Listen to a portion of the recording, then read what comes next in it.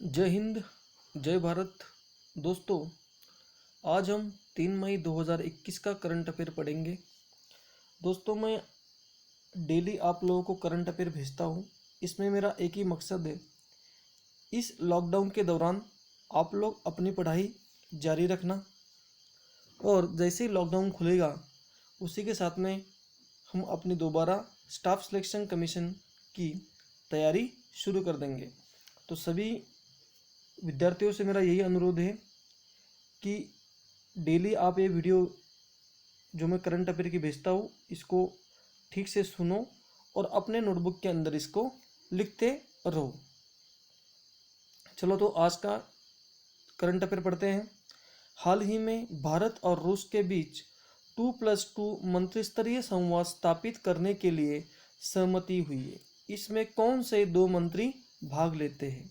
दोस्तों, इसमें विदेश मंत्री और रक्षा मंत्री ये दोनों भाग लेते हैं। तो भारत के विदेश मंत्री हैं एस जयशंकर और रक्षा मंत्री है राजनाथ सिंह। रूस के जो प्रेसिडेंट है दोस्तों वह है व्लादिमीर पुतिन और रूस की कैपिटल है मॉस्को और रूस की करेंसी दोस्तों रूबल। रूस से संबंधित और एक दो जानकारी आपको पता होना चाहिए। रूस के सहयोग से ही हमने 2 आयरन स्टील इंडिया के अंदर बनाए हुए हैं। ये भी पेपर के अंदर आता है, ये आपको पता होना चाहिए। रूस के सहयोग से हमने 2 आयरन स्टील प्लांट इंडिया के अंदर बनाए हैं दोस्तों।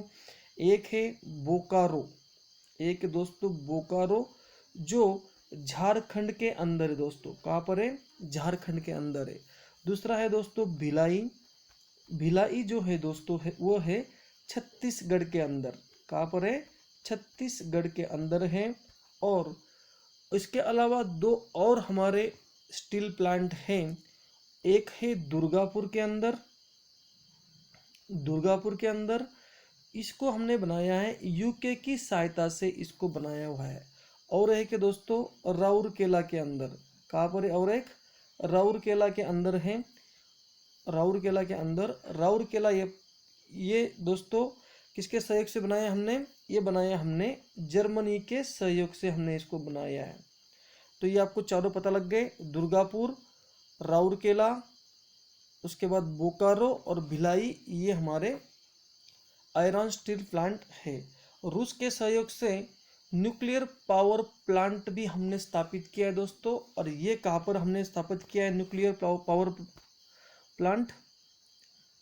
न्यूक्लियर पावर प्लांट ये भी हमने स्थापित किया दोस्तों। ये किया हमने तमिलनाडु कूडनकुलम के अंदर। तमिलनाडु में पड़ता है दोस्तों ये कूडनकुलम। जिनको भी सरकारी नौकरी चाहिए दोस्तों, ये सब चीज़ें आपको पता होना चाहिए। क्वेश्चन कैसे भी घुमा फिरा के आ सकता है। ये सभी चीज़ें आप वीडियो को पॉज करके हर एक चीज़ अपने नोटबुक के अंदर लिखते चलो। रूस की सहायता से दोस्तों हमने ब्रह्मोस्त्र सुपरसोनिक मिसाइल भी हमने बनाई हुई है। किसकी सहायता से? रूस की सहायता से बनाई हुई है। अभी चलते हैं दोस्तों अगले क्वेश्चन के ऊपर। हाल ही में किसने भारत में ऑक्सीजन से भरे कंटेनरों के शिपमेंट के लिए ऑपरेशन समुद्र सेतु लॉन्च किया है? ऑपरेशन समुद्र सेतु जो है ये आपको सुनते ही आपको ये समझ में आना चाहिए दोस्तों, समुद्र सेतु 1 भी चलाया गया था। समुद्र सेतु 1 इंडियन नेवी की ओर से चलाया गया था, भारतीय नौसेना की ओर से। और समुद्र सेतु 2 भी जो है वो भारतीय नौसेना ने चलाया है। समुद्र सेतु 1 चलाया गया था 2020 में चलाया गया था। इसको भारतीय जो कोविड-19 के दौरान हमारे जो भारतीय अदर कंट्रीज के अंदर फंसे हुए थे उनको वापस भारत में लाना, यह समुद्र सेतु 1 मिशन का हिस्सा था। ऑपरेशन समुद्र सेतु 1 का ये पार्ट था। अभी 2021 में समुद्र सेतु 2 चलाया जा रहा है दोस्तों।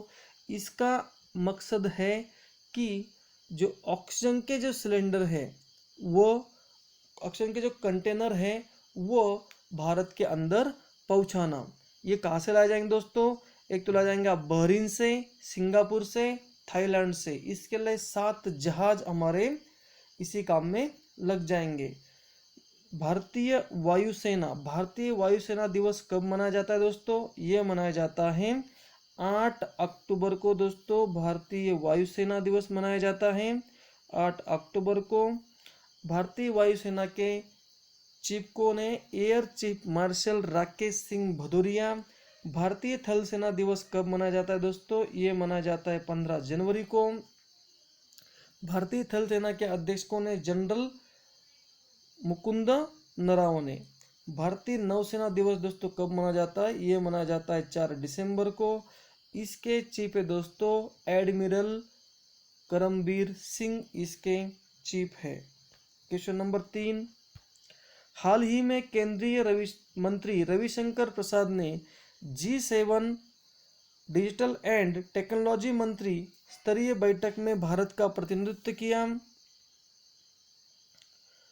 जून 2021 में 47वें G7 वार्षिक शिखर सम्मेलन का आयोजित किया जाएगा। तो ये जो है 2021 में 47 G7 वार्षिक शिखर सम्मेलन कहाँ आयोजित किया जाएगा दोस्तों? तो ये आयोजित किया जाएगा दोस्तों यूनाइटेड किंगडम के अंदर।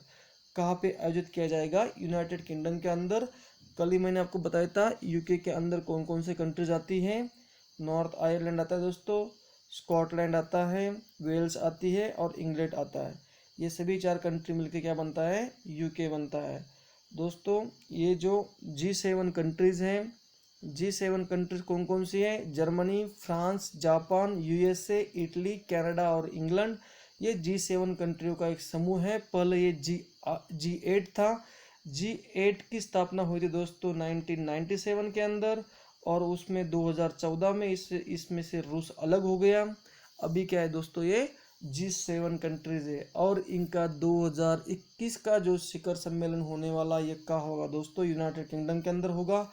ये सभी आपको पता होना चाहिए।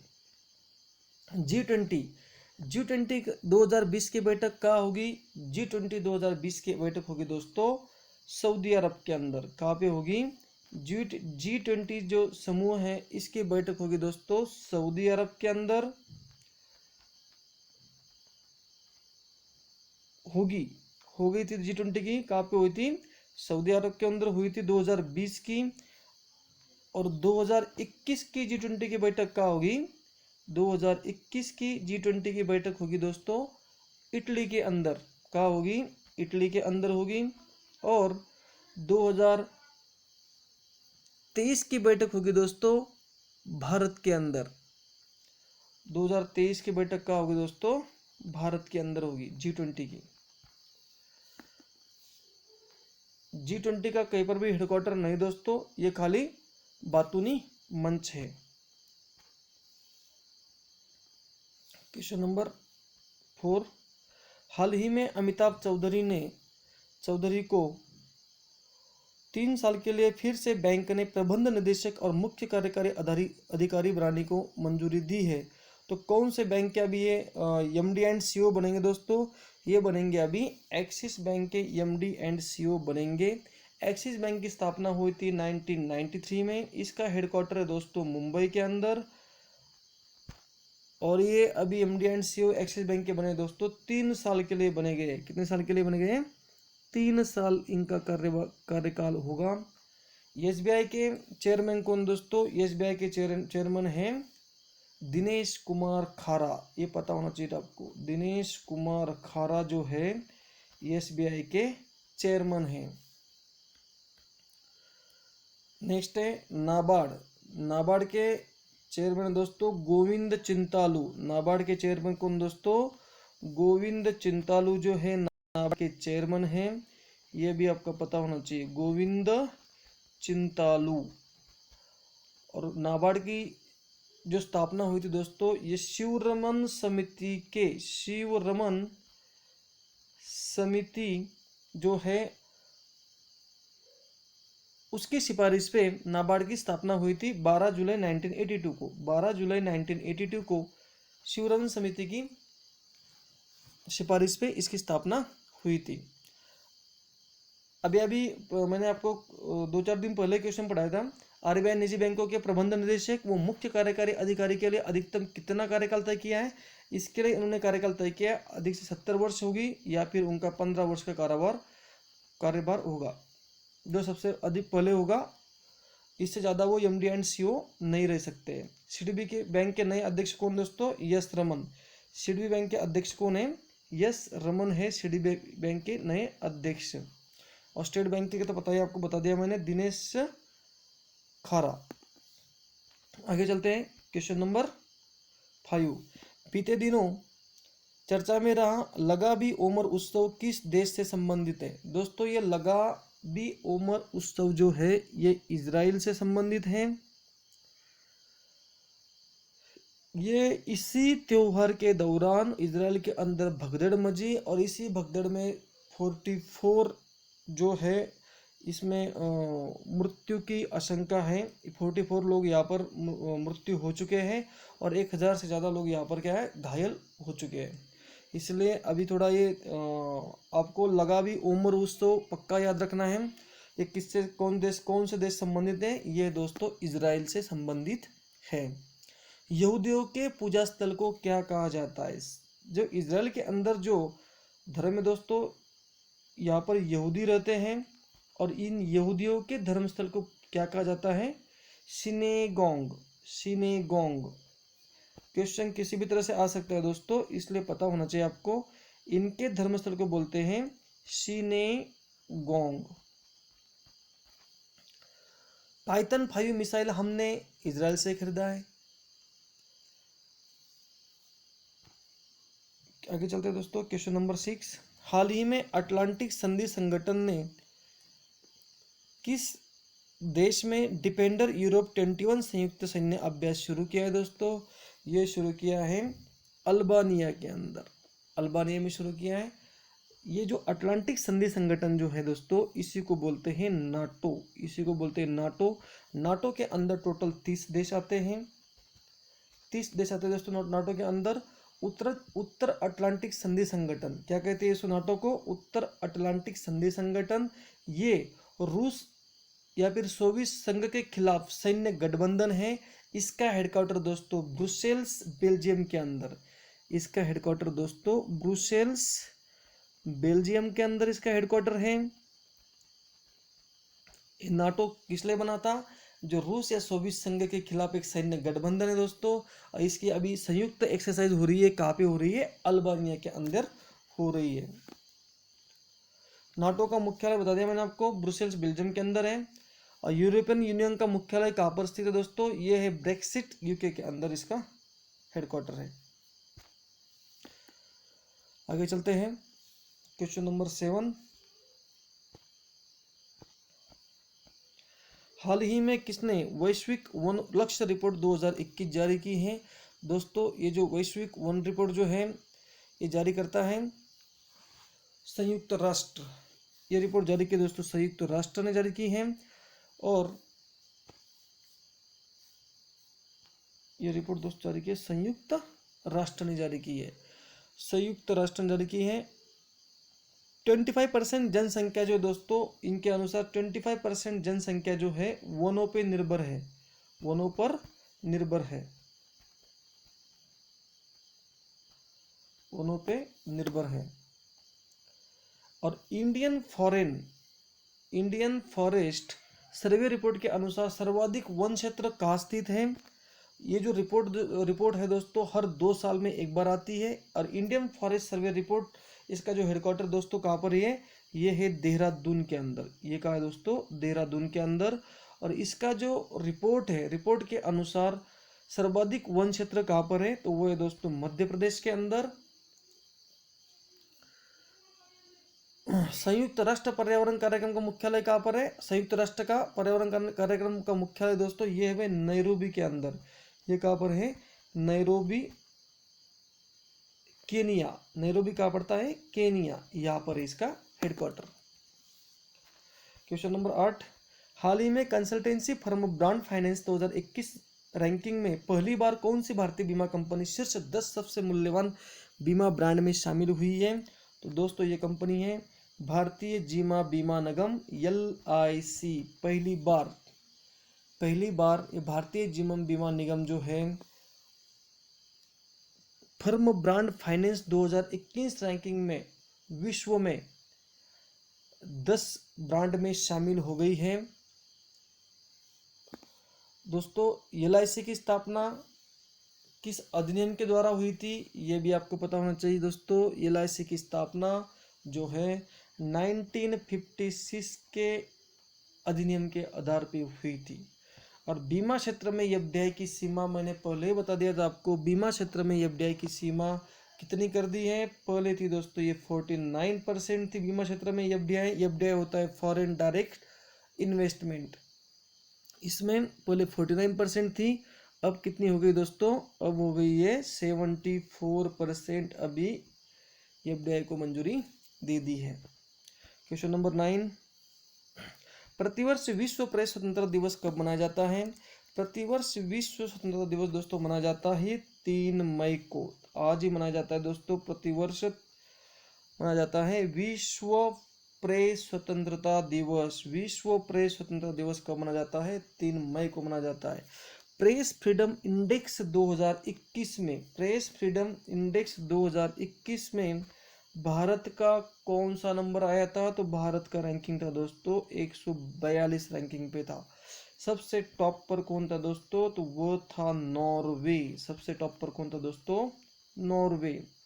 तो हमारे देश में प्रेस को कितना फ्रीडम है, तो वो है दोस्तों 142वें नंबर पे आ रहा है पूरा विश्व के अंदर। वर्ल्ड प्रेस फ्रीडम हो गया। और प्रेस की स्वतंत्रता जो है दोस्तों वो किस संविधान के किस अनुच्छेद में दी है, ये दी दोस्तों 1919। इस अनुच्छेद के अंदर प्रेस की फ्रीडम की स्वतंत्रता दी हुई है। क्वेश्चन नंबर 10 आगे चलते हैं। अभी 10 नंबर क्वेश्चन, 2 मई 2021 को भारतीय फिल्म के मशहूर निर्माता सत्यजीत रे का 100वां जन्मदिन मनाया गया। इन्हें किस वर्ष भारत रत्न दिया गया था, दोस्तों इन्हें भारत रत्न दिया गया था 1992 में। इनका 100वां जन्मदिन मनाया गया। ये एक फिल्म निर्माता थे। 1955 में इनकी फिल्म आई थी दोस्तों पाथेरी पंचाली। पाथेरी पंचाली, पाथेरी पंचाली इनकी फिल्म आई थी 1955 में। और इनको 1992 में भारत रत्न दिया गया। इनको ऑस्कर पुरस्कार में लाइफ टाइम अचीवमेंट पुरस्कार से भी इनको सम्मानित किया गया है। और इसी से रिलेटेड अब देखते हैं, पहला दादा साहेब फाल्के पुरस्कार दोस्तों किसको दिया गया है। पहला दादा साहेब फाल्के पुरस्कार दोस्तों देविका रानी जी को दिया गया है। याद रखना पक्का, देविका रानी जी को दिया गया है। और हाल ही में 51 नंबर का 51 नंबर का दादा साहेब फाल्के पुरस्कार किसे दिया गया है दोस्तों, ये दिया गया है रजनीकांत जी को। रजनीकांत को दिया गया है। हाल ही में किसे सर्वश्रेष्ठ फिल्म का राष्ट्रीय पुरस्कार दिया गया दोस्तों, सर्वश्रेष्ठ फिल्म का राष्ट्रीय पुरस्कार दोस्तों ये है फिल्म छिछोरे। किसे दिया गया है, छिछोरे। यह फिल्म जो है सुशांत सिंह राजपूत की फिल्म थी दोस्तों। और इसी फिल्म को सर्वश्रेष्ठ फिल्म का राष्ट्रीय पुरस्कार दिया गया है। इसी के साथ में आज का करंट अफेयर दोस्तों यहीं पे ख़त्म करते हैं। आप इस चैनल को सब्सक्राइब करें और अपने दोस्तों के साथ शेयर करें, ताकि अगर आप इस चैनल को सब्सक्राइब करोगे तो आपको डेली नोटिफिकेशन मिलता रहेगा और आप इस करंट अफेयर को ठीक तरह से समझ सकोगे। जय हिंद, जय भारत, वंदे मातरम।